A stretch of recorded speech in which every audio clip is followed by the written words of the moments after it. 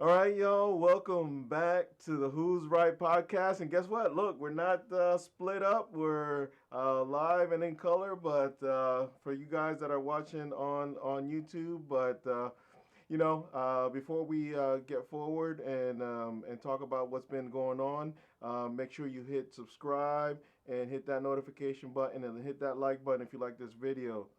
But before we get started, Victor, how you doing? Doing great. I think it's weird sitting right next to you for a podcast. We've only ever done this with our friends of the NL East podcast, but I think this way it's more personal. We can talk more and maybe even get in each other's faces when we disagree with each other. So it'll be a fun podcast. I'm excited to get into with the signings that we've made. Yeah, how about that? Mets did some signings, and let's get right into it. First signing is Fujinami. Mets fans know him well. He walked everybody on the planet the first time we saw him when he was playing with Oakland, and but then he got traded to Baltimore. They made him a reliever, and he seemed to turn it around a little bit, but then had a good streak in the summer for a little bit, which was another outing against the Mets, and had had an awesome inning against the Mets, and had a good stretch in the summertime. And it's a guy that actually even threw harder than Edwin Diaz. So if we could put him in the pitching lab and he can figure something out, he's a good piece out of the bullpen. Maybe a couple innings guy.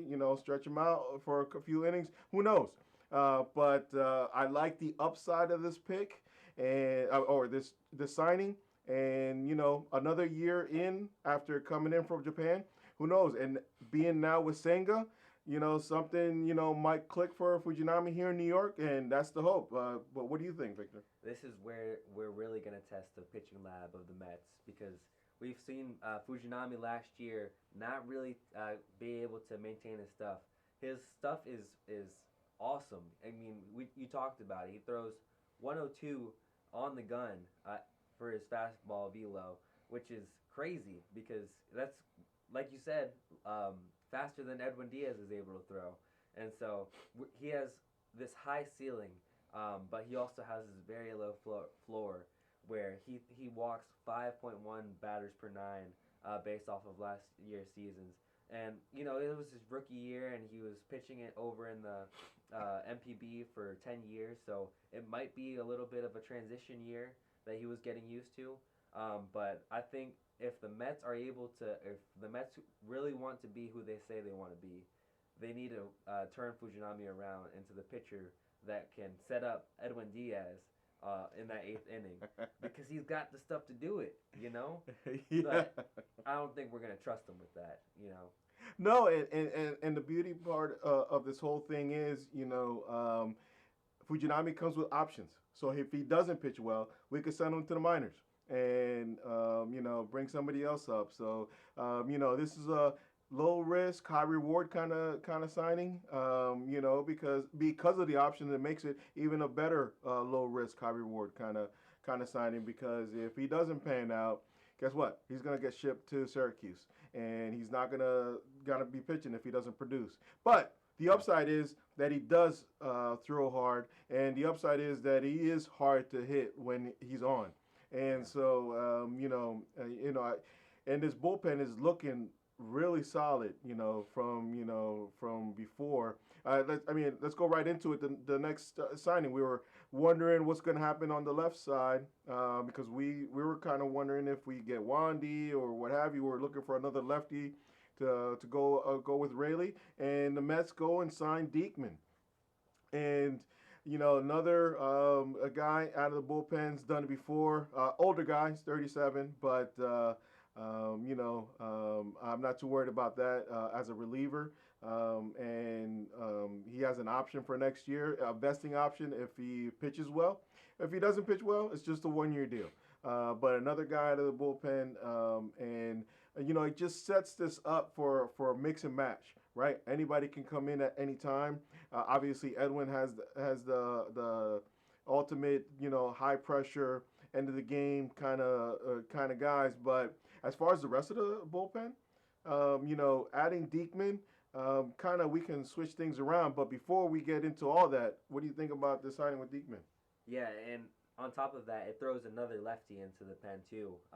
Before last year, all we had was Brooks Raley out there that we could throw out there as a left-handed reliever, and now it gives us the Mets another option of a vetted reliever that we can throw in there in high leverage situations to kind of use for Carlos Mendoza's pleasure. He has more weapons now to use. You see a lot of this happen with the new baseball age where they try to match up lefties against righties, thinking that they're going to pitch better, and usually that is the case because he does pitch pretty well against I think lefties actually. But the main thing that Diekman has to him is that he really, although he's older and although he has some stuff to work on, um, his nickname is Gutted Out, and I think that's the perfect nickname for him because he will gut it out. He's proven in this that he's not the best pitcher. He doesn't have the best stuff, but he's going to gut it out and get the guys out that they send him out to get out. And so I think it just gives the Mets more variety and another reliable arm in the pen that shapes our bullpen into really what we want it to look like. I mean, we were talking about it. We weren't sure what it would look like a couple of weeks ago, and then the Mets make three signings with Wandy, Fujinami, and Diekman, and now it seems like our bullpen is really shaping out into not just some guys that we're throwing out and tryouts for spring training, but a respectable bullpen that we can maybe rely on this year. Yeah, I mean, when the report was out there that potentially the Mets only had $10 million to spend or something like that, and so when we saw the Ottavino signing, we thought maybe one more reliever, and because Ottavino took half of that, and here we go, we signed two relievers. We went past the $10 million, not by a lot, but we still went past it, and obviously we have to be patient. You know what I mean? Sometimes as fans, we kind of get off the rails because in the beginning we just kept seeing these guys get signed to minor league contracts to get invites to spring training, and we thought, just like what you said, we are going to throw it against the wall and see what sticks. And at the end of the day, that wasn't what Stearns had in mind. He had a plan, but look at the depth that we have now, right? This potential pen, let's take a look at the potential pen, right? Edwin, obviously being the closer. Then we got Ottavino, Rayleigh, Smith, Jorge Lopez, Phil Bickford, maybe, Jake Diekman, and Fujinami, right? That bullpen, I was touching on it before, now has the potential to be a mix and match. No guy is going to be, inning role, right? We're the only guy that has a certain role is Edwin Diaz, right? He's going to come in late game, high leverage, but everybody else mix and match. It depends on how the game's going, and I love that. We're kind of going with the mode. You saw what Stearns did with their bullpen in Milwaukee, and that's what they had. They had guys that could come in at any time, and and when they were really on the hair day, they had Hader at the back of the bullpen, right? So, in the eighth inning, it could be Rayleigh, it could be Ottavino, it could be Smith, depending if he could, bring back his old glory a little bit. It could be anybody, and I love it. I love the depth. I love what we're putting together. And I mean, how do you feel? Yeah, not only that, a lot of these guys were closers at some point too. You have Ottavino that's closed before. You have Wandy that's closed before. Just last year, we had Rayleigh that was closing when we sent over David Robertson over to Miami. And so all these guys have experience in high leverage situations, and that's what you need in New York. You don't necessarily need a guy that can throw hard stuff, when it doesn't matter. We need guys that can throw stuff when it matters, when the bright lights are shining and the bases are loaded, and we need a call to the pen because our guys just couldn't get the guy out, and now we have that depth. Now we have Jorge Lopez that can set up Edwin in the eighth. Like you said, Brooks Raley.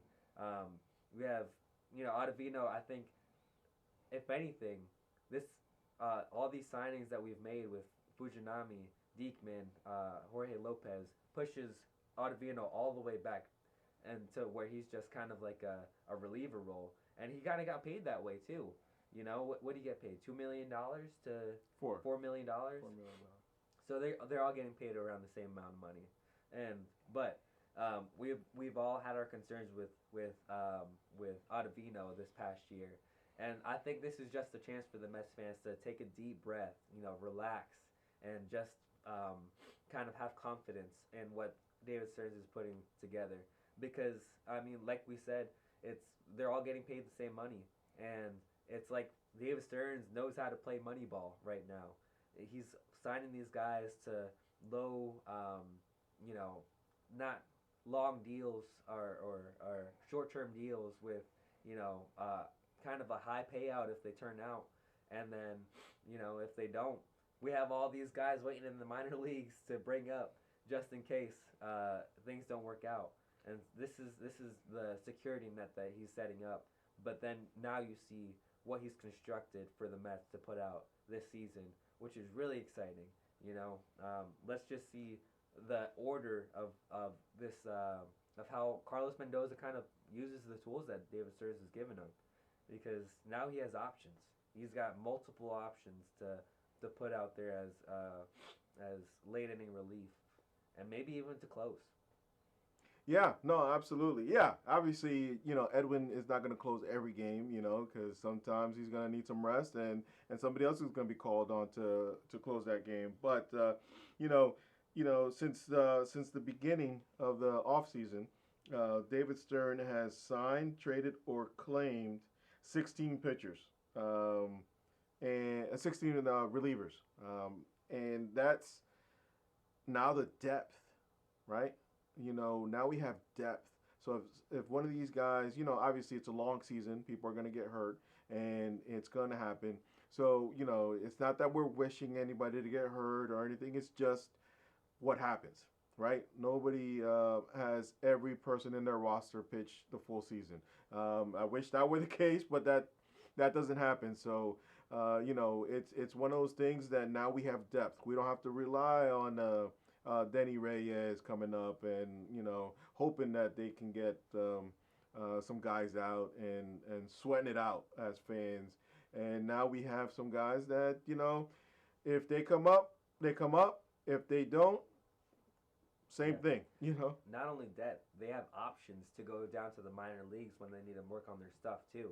So if there's a guy that has been kind of just, not pitching well, they can send him right back down to the minor leagues, send the next guy right up, and work him out until he's got his stuff worked out to back to where he needs to get his stuff. And like we talked about before, the pitching lab is going to be a huge key factor to this year, because this isn't just something that we're signing these players and hope that they stick. No, we're signing these players hoping to work on them and hoping to put them out there to produce and really show what we've built here in New York, which is what David Stearns has been talking about all along in development. And, that's what we want to see. We want to see these guys come over to the Mets organization that were struggling in Baltimore or struggling in Oakland, and come to New York and just magically, get their stuff back. You saw this happen with all the time last year, or in the past few years with teams like Tampa Bay. You're like, that guy, really? Is he really that good again, or for the first time? And that's what we're gonna see now with the Mets. Hopefully, fingers crossed. Yeah, absolutely. Yeah, we're hoping for the best, right? But and these if these guys do start to pan out, we could re-sign them and sign them for a couple more years. But we're not signing anybody for long term until we see that they actually could do something for us. So I'm loving it, and our pitchers ready, pitchers and catchers ready to report yet? I can't wait. This is taking too long. But I the bullpen's coming, and I'm excited about that. So let's transition to the Murph. We got some news that that Murphy is joining the spring training squad to be in there when Keith Hernandez isn't there, and I think it's great. He's a guy that knows hitting, so getting to see all these young guys get in there and he possibly talk some hitting with these young guys. Dan Murphy likes to talk about hitting, and I love that he's going to be in spring training, in the booth, but also on the field because he's going to be on the field talking to these guys because he just loves to talk about hitting, and maybe he can get over to Beatty and Vientos and tell them a thing or two. And relax and who knows? But I like the fact that Daniel Murphy's getting involved with the organization. Obviously, New York is still where his heart is, right? Because he came back to New York. So, but what do you think? Yeah, obviously he loves New York. He loves the atmosphere. And honestly, he has the same vibe that Keith Hernandez gives off. Just that chill, relaxed, knows what he's talking about in baseball. When you watch an interview or anything with Daniel Murphy, he's passionate about the game. And you saw that when he came back last year to play on where did he play? It was The independent Cyclones? league, the Long Island Ducks. Long Island Ducks. I mean, who's going to play minor league ball that much if you don't love the game? Yeah, independent ball, not even minor league ball. My independent ball. And so this is a guy that loves the game of baseball, is going to be able to provide those analytics of kind of just that eye of knowing what's out on the field. Like you see Keith Hernandez do a lot of the time when he's talking about guys like Beatty. He's like, man, I really love that swing. He looks great out there. And he's also going to be honest because that's who Daniel Murphy is. He's a very bold character, and it's going to be exciting to see him on the broadcast. Not gonna lie, I had some bias when I hated him for a little bit when I had to go see him watch him play over the Nationals because that was just heartbreaking. Watching him go and win a World Series with them, but I just wish he could have done it here. Well, you can't blame Daniel. It was the Wilpon era, and they weren't signing it. We could be talking about Murphy, Wheeler, what have you, because the Wilpons were the Wilpons, and so there's nothing we could do about that. But obviously, like you're seeing it. Daniel came back home. He loves being in New York, and I'm hoping. I want him to help out these hitters, and maybe he'll help out Alvarez as well, be consistent. But you can't go wrong with the Murph because this is a guy that will talk your ear off when it comes to hitting. So you can talk days. So it'll be exciting to see him in the broadcast. Be exciting to watch some spring training ball with him just kind of analyzing these guys. He might even tell us something or two that we don't know about some of the guys, some of the prospects that are being invited to spring training, and see which ones to look out for, which ones might get a chance this year. And it'll be good. Daniel Murphy is a good guy to listen to when it comes to baseball because he obviously knows what he's talking about, taking the Mets all the way to the World Series and then doing the same thing with the Nationals. So yeah, I'm excited for him to be here, and let's see him talk more baseball. Hopefully, he can move his way on up with the Mets. Yeah, stay with the organization, and who knows what the future holds. And last thing we want to touch on today is the roster invitees to spring training. Right, we got. Jet Williams, Drew Gilbert, Christian Scott, Kevin Parada, Mike Vassell, Dominic Hamill, Nate Lavender, Eric Orsi, Tomas Nito, and Hayden Singer. And obviously, it was going around. Luis Angel Acuna is going to be in spring training. A couple questions why he wasn't on the non-roster invitee is because he is on the roster already. He's on the 40 man. So he's automatically going to be there at spring training. Even Alex Ramirez is going to be there at spring training because he's also on the roster.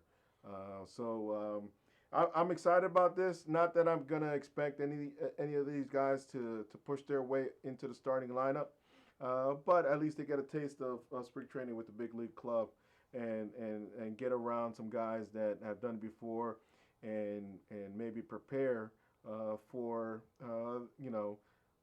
what the future holds for them. So they know how to prepare for a game. They know how to do things and prepare for a season because they're going to be seeing Lindor. They're going to be seeing Alonso, Nimmo, all do their preparations. But I'm excited to see these guys. I obviously think that first guy being called up could be a Drew Gilbert or Luis Angel Acuna. But I'm not going to count out Jet Williams because he shot up the organization. But I'm excited about this. What do you think? No, it's exciting. These guys are going to be stars in the major leagues. That's my full prediction of 2024. We'll see them rise to the ranks like fairly fast, and let's hope that it starts with this spring training right here. Let's hope that they blow things out of the water and they really make their shine and make it impossible for the Mets to not invite them to play in the major leagues this year. Some of those guys are hungry. I think all of those guys are hungry actually, and they want to be in the major leagues. So you're going to see some competitive baseball, especially with the Mets team that is not completely filled out and is still working on some stuff and trying to round out their lineup. I think these guys are competing this spring, thinking that they have a chance of being brought up, and they should be because we want them. We want to see their best. This is their chance to shine. Some of those guys that you mentioned before, out of the four guys that you mentioned, and Jet Williams, Drew Gilbert, Luis Angel, and there was one more that you mentioned. But Tomas Nito. Well, Tomas Nito is coming up either way because most likely I think Omar Narvaez gets traded in the spring training. That's my second bold prediction of this episode. And it'd be awesome to see Tomas Nito come back up. But one person that would be interesting to see, which I don't think he'll really produce anything this spring training, is Kevin Parada. It'll just be cool to see him and Francisco Alvarez interact, both being young guys. I think they're around the same age, just kind of picking off of each other. Hopefully Kevin Parada can develop his game a little better than where it was last year because we know that he didn't have his stuff or where we thought his stuff would be. But I could see, guys like a Drew Gilbert really outshine and potentially come up as our center fielder for this year. He's hungry. He wants it. And we know even though Harrison Bader is there, that position's not locked up as far as the bat goes. Yeah, well, and that's going to determine. That's really going to determine. Other than injury, outfield is really going to determine one, how Drew Gilbert plays, and two, how Harrison Bader plays. Right? Because as we saw in the Dominican Winter League, Marte looks like he's got his legs back. So I think we're going to see a good thing in right field. As long as he can stay healthy, I think I'm excited to see him back. So the real question is center field, right? Is Bader gonna supply enough bat to keep the starting lineup? And obviously we also have Tyrone Taylor, who they're going to give a shot out there, but I don't expect him to be a starting center fielder as well. But again, that's going to depend if Drew Gilbert smashes the ball, like crazy, and if these guys don't perform. They're going to get a shot, right? Drew Gilbert's not going to make the major league club out of spring training. That's not going to happen. Get it out of your mind. That's not going to happen. Only going to happen if it's in April and May. Bader and Tyrone Taylor aren't producing. Well, I don't know because if he really outperforms, forces the Mets' hand, then I could see him coming up. He's a young guy. Obviously, they're not going to force him up, and there's no need to when you have vets that can play. Most importantly, defense and good defense. I don't think they're going to force anybody to come up. Seeing the defensive pieces that we have out there this year, but if the bat's there and if the glove is there, he's coming up.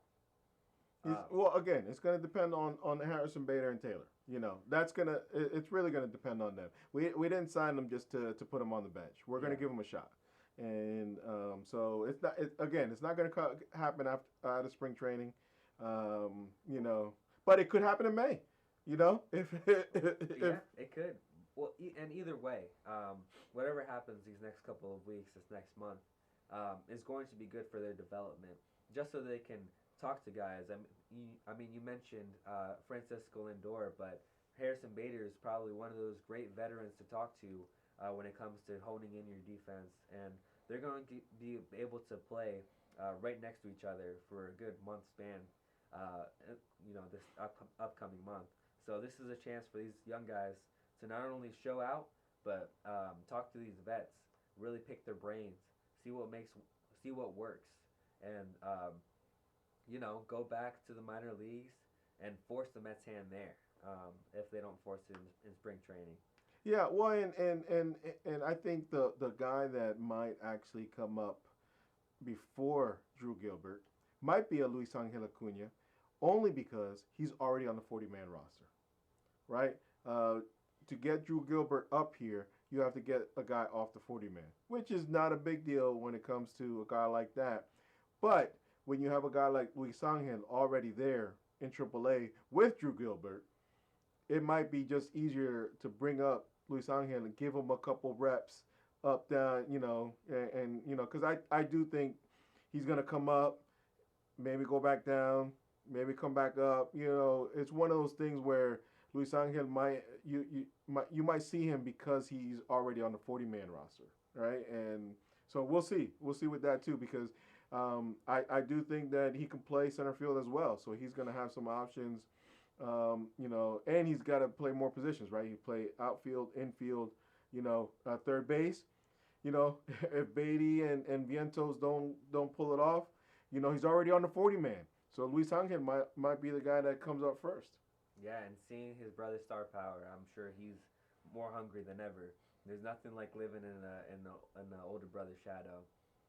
That'll provide some juice, some motivation to really, spur on some growth and development. And I think like you said, will do anything to do that, playing any position that he can. For Luis Angel, it's more about his. I think for him in particular, I wouldn't say this about anyone else, but I think for him, it's more about his bat than it is for anything else. For his defense. And I agree with that. Last year before he got traded, him and his brother had a bet going on. Not power, because obviously Ronald has more power than Luis Angel, but they had a bet on steals, and they were neck and neck for a while until Luis Angel got traded. And sometimes that affects guys in different ways. So I'm hoping that he's over whatever was going on when he got traded. Some people don't like to be traded in mid-season. We heard from Tommy Pham that it's not always as easy to be traded, especially when you're not expecting it. And so that may have happened with Luis Angel. And he can come up, he can lead off, and steal some bases. And that just like what you said, there is that sibling rivalry, but they also know what to be rivalries about, right? Because they know they're not going to have a rivalry on home runs, because Ronald's a better power hitter than Luis Angel. But they did it on steals. And what have I been harping about since the beginning of season? We need a base stealer at the top of the lineup, right? Then we'll coming down. So Luis Angel might be the guy we see first. Yeah, let's hope so. And I'm hoping that honestly, I'm hoping that we don't need him this year for steals. Seeing some of these guys and seeing the order change of who we have, and you know, Harrison Bader is known for stealing bases too, if he can get on base. Um, Well, but well, Starling Marte as well. yeah. Well, at his age, well, actually, you know what we're gonna do? What we're gonna do is we're gonna end it there. Next week, let's talk about the potential lineup. All right. So that's a tease for you guys for next week. Tune in. But we're going to talk about the lineup in length. We're going to banter about who's going to be in, who's going to be out. But because it's the weekend before pitchers and catchers report, let's talk about it. Unless there's another big deal that happens. Who knows? Maybe the Mets will surprise us like the Orioles surprised the world and trading for Corbin Burns. And so you never know. Especially Dylan Cease is still out there, and Bieber is still out there. So let's see what happens. But let me know how you feel. Comment in the comment section. What do you think about everything that we said?